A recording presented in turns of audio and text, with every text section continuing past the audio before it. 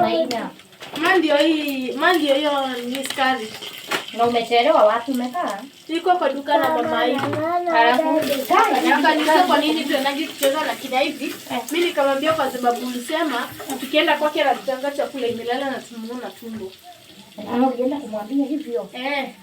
Na pia nikamwambia vile mlikuwa mnasema wewe na mama Kendi ati anakuanga yeye ni mnono, mweusi, afu anakuanga na tumbo 3.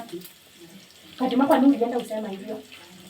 Hakuna kile mama ulisema tu kwa tunasema ukweli tusidanganye.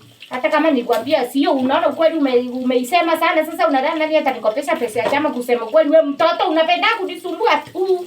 Lakini wewe ndio ulisema tusidanganye. Hata kama nisema usidanganye hapo, nakwambia bana.